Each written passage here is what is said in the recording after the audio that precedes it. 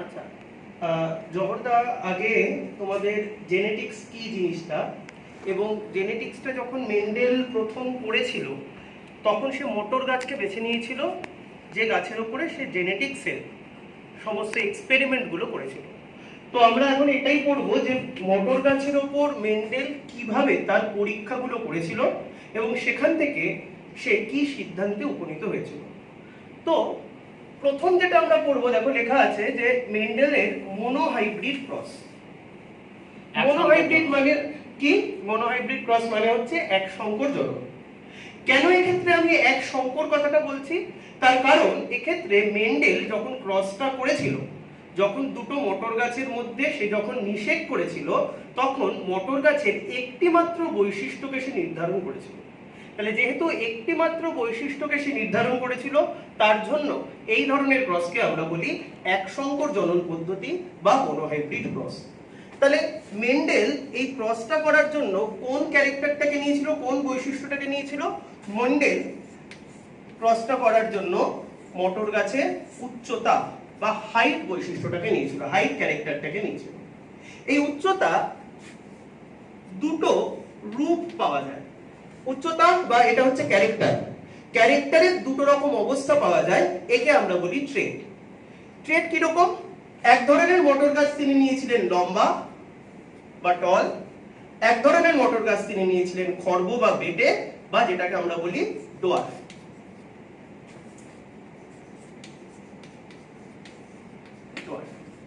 তাহলে তিনি দুটো মটর গাছ নিয়েছিলেন, দুটো মটর গাছ নয়, দুটো প্রকৃতির মটর গাছ নিয়েছিলেন।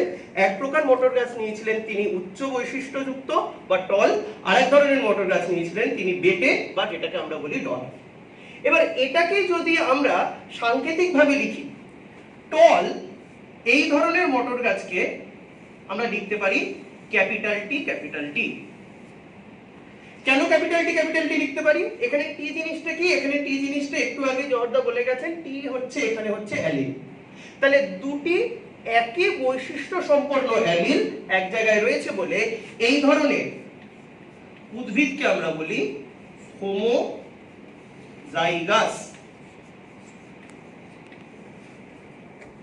দুটো একই ধরনের বৈশিষ্ট্যযুক্ত অ্যালিল একসঙ্গে রয়েছে, এর জন্য এই ধরনের হোমোজাইগাসকে আমরা বলতে পারি পিওর বা বিশুদ্ধ প্রকৃতির উদ্ভিদ।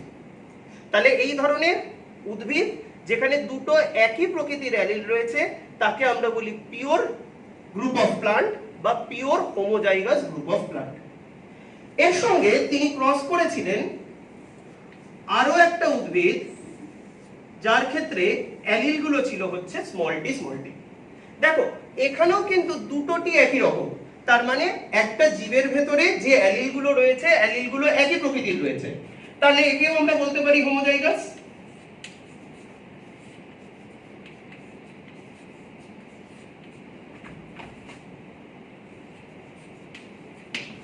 কিন্তু পার্থক্যটা কি?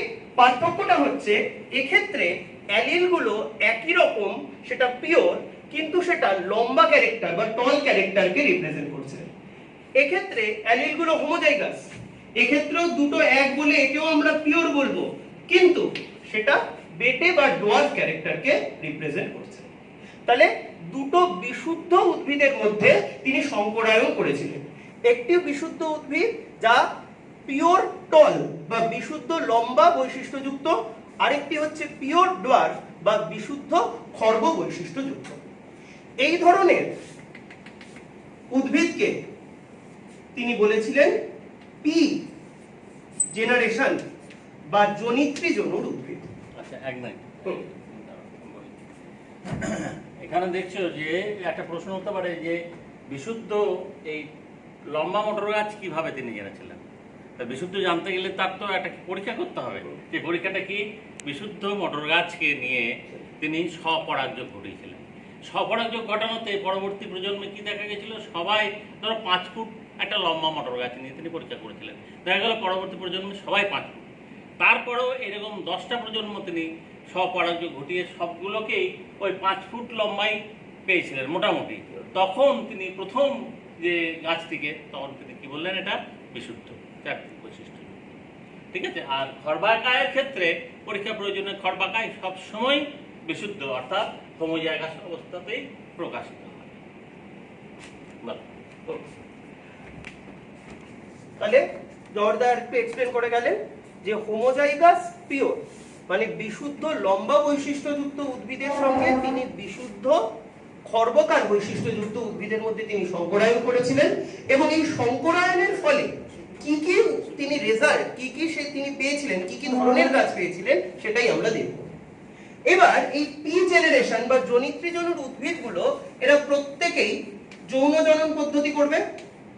একটু আগে আমরা জেনেছি যে যৌন জনন পদ্ধতি কিসের মাধ্যমে হয়? যৌন জনন পদ্ধতি মিওসিস কোষ বিভাজনের মাধ্যমে হয়।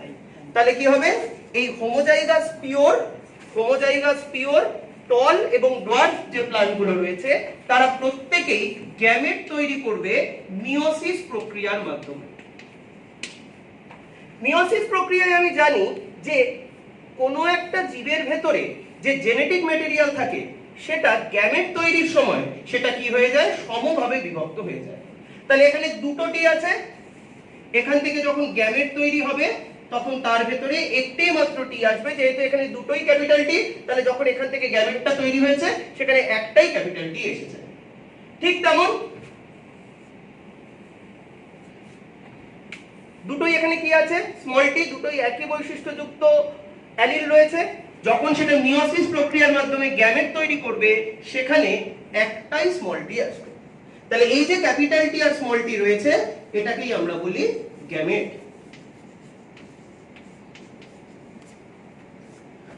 কার গ্যামেট? জনিত্রী জনু বা পি জেনারেশনের গ্যামেট। এবার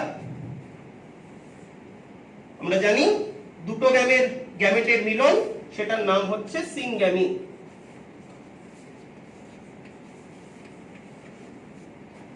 তাহলে দুটো গ্যামেট যে পদ্ধতিতে নিষিক্ত হয় সেই নিষেক প্রক্রিয়াকে আমরা বলি সিনগ্যামি। তাহলে দেখো সিনগ্যামি যদি হয় তাহলে কি তৈরি হবে? ক্যাপিটাল টি এর থেকে আসবে, স্মল টি এর থেকে আসবে। তাহলে এই যে জিনিসটা তৈরি হলো সেটাকেই আমরা বলি জাইগোট। এবার এই প্রক্রিয়ার মাধ্যমে যে জাইগোটটা তৈরি হচ্ছে এই জাইগোটটাকেই আমরা বলবো F1 জেনারেশন বা F1 জনু। এফ কথার অর্থ কি? এফ কথার অর্থ হচ্ছে ফিলিয়াল। ফিলিয়াল মানে কি? অপত্য। তাহলে যেহেতু প্রথম এই জনুটা তৈরি হচ্ছে কার থেকে? জনিত্রী জীবের থেকে, তার জন্য এর নাম প্রথম অপত্য জনু। এবার দেখো এখানে দুটো অ্যালিলই একই রকম ছিল, ক্যাপিটাল টি। এখানে দুটো অ্যালিলই একই রকম, স্মল টি। এর জন্য এই দুটো গোত্রীয় উদ্ভিদদের আমরা বলতাম বিশুদ্ধ উদ্ভিদ বা পিওর। দেখো এখানে পিওর লেখা আছে, কিন্তু এখানে দেখো একটা যদি ক্যাপিটাল টি হয় আর একটা স্মল টি, তার মানে দুটো আলাদা আলাদা অ্যালিল এখন এই জাইগোটটার মধ্যে চলে এসেছে। তাহলে একে এখন আমরা আর পিওর বলতে পারবো না, একে আমরা বলি হাইব্রিড। তাহলে দুটো বিশুদ্ধ উদ্ভিদের মধ্যে সংকরায়নের ফলে যেহেতু হাইব্রিড উৎপন্ন হচ্ছে, এর জন্যই এই পদ্ধতিকে আমরা বলি হাইব্রিডাইজেশন বা সংকরায়ন পদ্ধতি। এবার আমরা কি করলাম? F1 জনুর এইরকম দুটো উদ্ভিদকে নিলাম। F1 জনুর আমরা দুটো সংকর উদ্ভিদকে নিলাম, ঠিক আছে? ক্যাপিটাল টি স্মল টি, ক্যাপিটাল টি স্মল টি, দুটোই সংকর। কেন? একটু আগেই বলেছি দুটো অ্যালিল আলাদা আলাদা, এখানেও দেখো দুটো অ্যালিল আলাদা আলাদা। এবার এরা যদি জনন প্রক্রিয়া সম্পন্ন করে তাহলে কি হবে? জনন প্রক্রিয়া মানে কি ধরনের প্রক্রিয়া? এইমাত্র বললাম মিওসিস প্রক্রিয়া। তাহলে ডেফিনেটলি এরা যদি মিওসিস করে তাহলে এরা দুটো রকমের গ্যামেট তৈরি করবে, এও দু রকমের গ্যামেট তৈরি করবে। এখানে আমরা কেন একটাই টি লিখেছি? আসলে এখানে আরেকটা টিও তৈরি হয়েছে, কিন্তু যেহেতু দুটো টি একই রকমের তার জন্য আমি একটাকেই খালি এখানে লিখেছিলাম।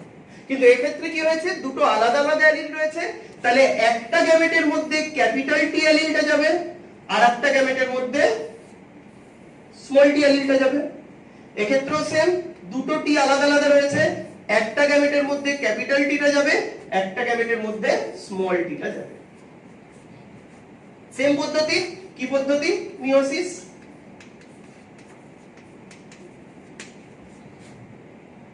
তাহলে এটা কি হলো? এটা হলো গ্যামেট। কার গ্যামেট? কোন জেনারেশনের? এটাকে কোন জেনারেশন বলেছিলাম? এটা হচ্ছে F1 জেনারেশন। তাহলে এটা হচ্ছে F1 জেনারেশনের গ্যামেটস। এবার গ্যামেটটা কি হয়? নিজেদের মধ্যে মিলিত হয়। পদ্ধতি কি? এইমাত্র লিখিয়ে দিয়েছি, সিনগ্যামি, নিষেধ। তাহলে কি হবে? দেখো, ক্যাপিটাল টি এই ক্যাপিটাল টির সঙ্গে মিলিত হবে। তাহলে কি তৈরি হবে? ক্যাপিটাল টি, ক্যাপিটাল টি। এই ক্যাপিটাল টিটা স্মল টির সঙ্গে মিলিত হবে। কি তৈরি হবে? ক্যাপিটাল টি, স্মল টি। এই স্মল টিটা এই ক্যাপিটাল টির সঙ্গে মিলিত হবে, ক্যাপিটাল টি, স্মল টি। আর এই স্মল টিটা এই স্মল টির সঙ্গে মিলিত হবে, কি হবে? স্মল টি, স্মল টি। তাহলে দেখো, এই প্রক্রিয়ায় নিষেকের ফলে আমরা কিন্তু চারটি রকমের গাছ পেলাম। কখনোই ভুল করবে না, এটা কিন্তু চারটে গাছ নয়। মেন্ডেল কিন্তু হতেই পারে যে এই রকম প্রকৃতির গাছ অনেকগুলো পেয়েছিল, এরকম প্রকৃতির গাছ 100টা পেয়েছিল, এরকম প্রকৃতির গাছ 200টা পেয়েছিল। তাহলে এগুলো কিন্তু type of plant, not the number of plant. তাহলে F1 জেনারেশন বা F1 জনুর উদ্ভিদগুলির মধ্যে সংকরায়নের ফলে F2 জনু বা দ্বিতীয় অপত্য জনু সৃষ্টি হয়। এবং এই F2 জনুর এই F2 জনুর মধ্যে আমরা দেখতে পাচ্ছি যে আসলে তিন রকমের উদ্ভিদ তৈরি হয়েছে। একটা ক্যাপিটাল টি, ক্যাপিটাল টি, একটা স্মল টি, স্মল টি, আর দুটো তৈরি হয়েছে যাদের ক্ষেত্রে দেখো জেনোটাইপ। জেনোটাইপ মানে কি? জিনগত কনফিগারেশন, মানে জিনগত বৈশিষ্ট্য একই রকম। এরা হচ্ছে দুটো তৈরি হয়েছে। তাহলে জেনারেলি তিন প্রকৃতির উদ্ভিদ তৈরি হয়েছে, capital T, capital T, capital T, small T, small T, small T. এবার নিজেরাই বুঝতে পারছো, ক্যাপিটাল টি, ক্যাপিটাল টি তার মানে কি? দুটো একই রকম। দুটো একই রকম থাকলে আমরা তাকে কি বলি? পিওর।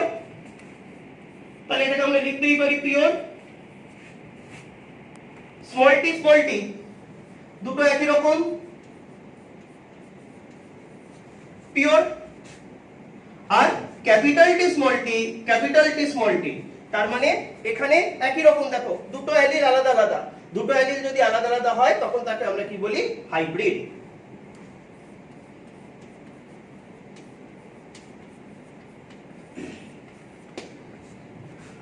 বৈশিষ্ট্য কি হবে? দুটো অ্যালিল একই রকমের। টি কার জন্য দায়ী? টি টল বা লম্বা বৈশিষ্ট্যের জন্য দায়ী। তাহলে এই ক্ষেত্রে দুটি অ্যালিল একই রকমের, তাহলে 100% এই গাছটা লম্বা হবে। স্মল টি কার জন্য দায়ী? স্মল টি বেটে বৈশিষ্ট্যটার জন্য দায়ী। তাহলে এখানে দুটোই স্মল টি রয়েছে, তাহলে 100% এই গাছটা বেটে হবেই।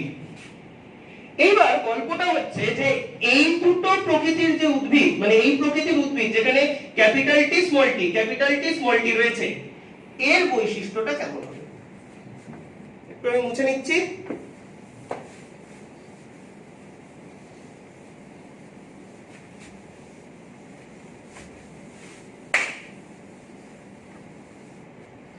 দেখো, ক্যাপিটাল টি, স্মল টি, ক্যাপিটাল টিও আছে, স্মল টিও আছে, বেটের জিনটাও আছে এবং লম্বার জিনটাও রয়েছে। কিন্তু মেন্ডেল দেখলেন এই গাছটাও কিন্তু লম্বাই হয়েছে। আমি এইমাত্র বলেছি এটা কি? হাইব্রিড।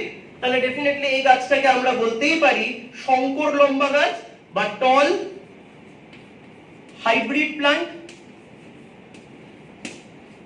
তার মানেটা কি? তার মানেটা এখানে আমরা দেখতে পাচ্ছি টি অ্যালিলটা, অ্যালিল মানে কি? অ্যালিল মানে হচ্ছে সমসংস্থ ক্রোমোজোমের এমন একটা নির্দিষ্ট জায়গা যেখানে জিনগুলো থাকে। তোমরা বাড়িতে থাকো, তোমার বাড়ি, ঠিক তেমন জিনগুলো যে জায়গায় থাকে ক্রোমোজোমের, সেই জায়গাটাকে আমরা বলি অ্যালিল। তাহলে এক্ষেত্রে ক্যাপিটাল টি এটা এর ভেতরে যে জিনগুলো রয়েছে সেই জিনগুলোই নিজেদের প্রকাশ করেছে।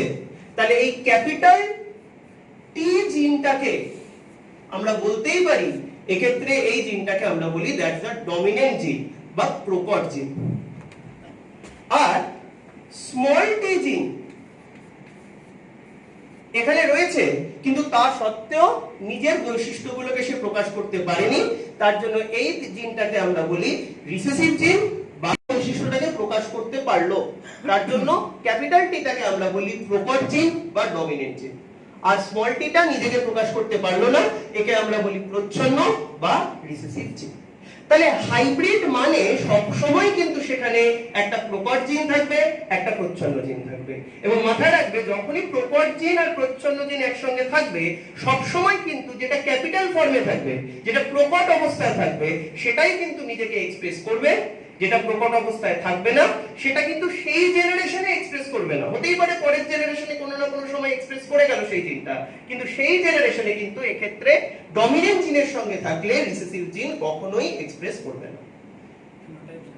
তাহলে তাহলে আমরা যদি F2 জেনারেশনের ক্ষেত্রে আমরা যদি গাছগুলোকে দেখি, তাহলে আমরা দেখতেই পারবো এই গাছটা দেখতে কেমন, লম্বা গাছ, ঠিক আছে। এই দুটো গাছও কিরকম, এই দুটো গাছও কিন্তু লম্বা গাছ। তার মানে টোটাল আমরা এই জেনারেশনে কটা লম্বা গাছ পাচ্ছি, টোটাল এই জেনারেশনে আমরা 3টে লম্বা গাছ পাচ্ছি। আর বেটে গাছ কটা পাচ্ছি, বেটে গাছ একটা পাচ্ছি, এক ভাগ। ঠিক আছে, এক ভাগ পাচ্ছি। হ্যাঁ, একটা নয়, এক ভাগ, এক রকমের গাছ আমরা বেটে গাছ পাচ্ছি। তাহলে বাইরের দিক থেকে যে বৈশিষ্ট্যগুলোকে আমরা বুঝতে পারি দেখে, লম্বা না বেটে, মোটা না রোগা, তাদের আমরা বলি ফেনোটাইপিক ক্যারেক্টার। তাহলে আমি যদি F2 জেনারেশনে আমি যদি ফেনোটাইপ মানে কি, ফেনোটাইপ মানে হচ্ছে যে সমস্ত বৈশিষ্ট্যগুলোকে আমরা দেখে বুঝতে পারি। তাহলে F2 জেনারেশনের যদি আমরা ফেনোটাইপিক বৈশিষ্ট্য দেখি, তাহলে আমরা দেখতেই পারবো কি, এইমাত্র বললাম 3 রকমের গাছ আমরা দেখতে পারবো, 3 প্রকারের গাছ আমরা দেখতে পারবো, সেটা হচ্ছে লম্বা। তাহলে রেশিওটা কত হবে, 3:1। এই একটাকে নিয়ে কোনো প্রবলেম নেই, কিন্তু এই 3টাকে যদি তুমি মনে আবার দেখো, তাহলে দেখতে পারবে এই 3-এর মধ্যে কিন্তু একটা গাছ রয়েছে, সেটা হচ্ছে বিশুদ্ধ লম্বা, ক্যাপিটাল টি ক্যাপিটাল টি। আর দুটো গ্রুপের গাছ হচ্ছে, একটা ক্যাপিটাল আছে, একটা স্মল আছে। তার মানে কি, আমরা বলতেই পারি একটা গাছ বিশুদ্ধ লম্বা, আমি এখানে লিখে দিচ্ছি জেনোটাইপটা ক্যাপিটাল টি। ছবিতে দেখবে দুটো রকমের গাছ আমরা পেয়েছিলাম, ক্যাপিটাল টি স্মল টি। ক্যাপিটাল টি স্মল টি মানে হাইব্রিড, মানে সংকর, তাহলে এটাকে আমরা বলতেই পারি সংকর লম্বা। এবং বাকি একটা পড়ে রয়েছে, সেটা হচ্ছে স্মল টি, যেটাকে আমরা বলবো বিশুদ্ধ বেটে। তাহলে এই যে রেশিওটা আমরা পেলাম, সেটা কিসের রেশিও, তার জিনগত রেশিও।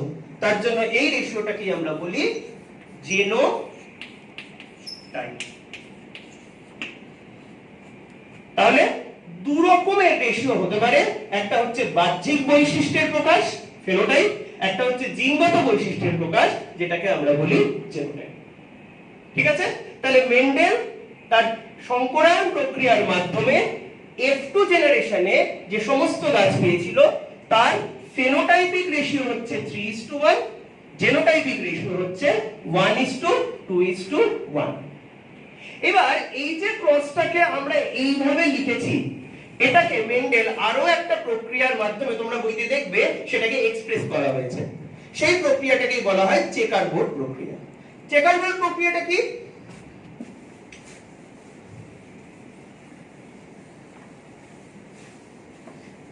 যেমন দাবা খেলার বোর্ড থাকে, অনেকগুলো খোপ খোপ করা থাকে, তাহলে এক্ষেত্রেও চেকার বোর্ডে আমরা এরকম অনেকগুলো খোপ দেখতে পাই। এবার এর উপরের যে সারি, মানে এই দিকের সারি আর এই দিকের সারি, এই দুটো সারিতে আমরা সাধারণত লিখি গ্যামেট গুলোকে। একটা জায়গায় আমি লিখি মেল গ্যামেট গুলোকে, আর একটা জায়গায় আমি লিখি ফিমেল গ্যামেট গুলোকে। জিনিসটা একই, কিন্তু এই জিনিসটাকেই আমি আরেক রকম ভাবে আমি প্রকাশ করতে চাইছি। যেমন বাড়িতে মাংস দু রকম ভাবে রান্না করা যেতে পারে, ঠিক আছে, জিনিসটা আমি দু রকম ভাবে সেটাকে প্রকাশ করতে পারি। তাহলে দেখো, মেল গ্যামেট আমরা জানি কত রকমের গ্যামেট তৈরি হয়েছিল, দু রকমের গ্যামেট তৈরি হয়েছিল। তাহলে আমি এখানে লিখতেই পারি ক্যাপিটাল টি স্মল টি, মেল গ্যামেট। আর এটাকে যদি আমি মেল প্লান্ট ধরি, এটাকে যদি আমি ফিমেল প্লান্ট ধরি, তাহলে ফিমেলের ক্ষেত্রেও দু রকমের গ্যামেট তৈরি হয়েছিল, সেই গ্যামেটটাকে আমি এখানে লিখছি ক্যাপিটাল টি স্মল টি। তাহলে কি হবে, আমরা কি করেছিলাম, জাস্ট গুণ করেছিলাম, এই ক্যাপিটাল টির সঙ্গে এই ক্যাপিটাল টি গুণ করে ক্যাপিটাল টি হয়েছিল। তাহলে এখানেও আমরা কি করব, এখানে একটা গ্যামেট ক্যাপিটাল টি, এটার সঙ্গে এটা গুণ হয়েছে, তার মানে ক্যাপিটাল টি। এটা ক্যাপিটাল টি, দেখো এটা ক্যাপিটাল টি হয়েছে, এটা ক্যাপিটাল টি, তার সঙ্গে কি গুণ হবে, ক্যাপিটাল টি স্মল টি। এই দুটো গুণ হয়েছে, ক্যাপিটাল টি স্মল টি এবং স্মল টি। দেখো রেজাল্ট কিন্তু আমরা একই পেয়েছি, একটা গাছ বিশুদ্ধ লম্বা, একটা প্রকৃতির গাছ বিশুদ্ধ লম্বা, দুটো প্রকৃতির গাছ সংকর লম্বা এবং একটা প্রকৃতির গাছ দ্যাট বিশুদ্ধ বেটে। তাহলে আমরা যেটাকে আমরা এক সংকর জনন প্রক্রিয়াটাকে এইভাবে লিখেছিলাম, মেন্ডেল সেটাকে আবার এরকম চেকার বোর্ডের মাধ্যমে তিনি কি করেছিলেন সেটাকে এক্সপ্লেন করেছিলেন। ঠিক আছে, তাহলে এক্ষেত্রেও আমি যদি জেনোটাইপ আর ফেনোটাইপিক রেশিও দেখি, সেমই থাকবে 1:2:1 এবং 3:1। সূত্রটাকে বলো। ঠিক আছে, এবার এই টোটাল পরীক্ষার থেকে মেন্ডেল একটি বিশেষ সূত্রে উপনীত হয়েছিলেন। এই সূত্রটা বলতে বলবে, বলো তো, সূত্রটা বলো তো, আমরা ডায়াগ্রামটা বলে যাব। আচ্ছা, এই একটি বিশেষ সূত্রে তিনি উপনীত হয়েছিলেন, সেই সূত্রটাকে আমরা বলি law of segregation. Law of segregation পৃথকীভবন বা যেটাকে আমরা বলি পৃথকীভবন সূত্র। ল অফ সেগ্রিগেশন বা পৃথকীভবন সূত্র মানে কি? ল অফ সেগ্রিগেশন বা পৃথকীভবন সূত্র মানে হচ্ছে, তিনি বলেছিলেন যে কোনো একটা জনুতে অ্যালিল দুটো তারা কেরকম থাকে, একসঙ্গে থাকে। দেখো এখানে কি হয়েছে, ক্যাপিটাল টির সঙ্গে স্মল টি আছে, এখানে কি আছে, ক্যাপিটাল টির সঙ্গে ক্যাপিটাল টি আছে। তাহলে কোনো একটা জনুতে অ্যালিল গুলো সেটা সমবৈশিষ্ট্য সম্পন্ন হতে পারে বা বিষম বৈশিষ্ট্য সম্পন্ন হতে পারে, অ্যালিল গুলো একসঙ্গে থাকতেই পারে। কিন্তু যখন তারা গ্যামেট তৈরি করবে, সবসময় গ্যামেট কি পদ্ধতিতে তৈরি হয়, গ্যামেট মিয়োসিস পদ্ধতিতে তৈরি হয়। তাহলে গ্যামেট তৈরির সময় সবসময় কি হবে, অ্যালিল গুলো একে অপরের থেকে কি হয়ে যাবে, আলাদা হয়ে যাবে, পৃথক হয়ে যাবে। তাহলে এই সূত্রটা তিনি এই টোটাল পরীক্ষার থেকে তিনি উপনীত হয়েছিলেন এই সূত্রতে, এবং এই সূত্র থেকেই তিনি বলেছিলেন পৃথকীভবন সূত্র। তাহলে অর্থাৎ পৃথকীভবন সূত্র কি, কোনো একটা জনুতে অ্যালিল গুলো গ্যামেট তৈরির সময় পরস্পরের থেকে কি হয়ে যায়, পরস্পরের থেকে আলাদা হয়ে যায়। এর জন্য একে আমরা বলি ল অফ সেগ্রিগেশন বা পৃথকীভবন সূত্র। ঠিক আছে, তো এই পর্যন্ত রইল। এর পরেরটা আমরা দেখছি, মনোজ পড়াচ্ছে কিছু।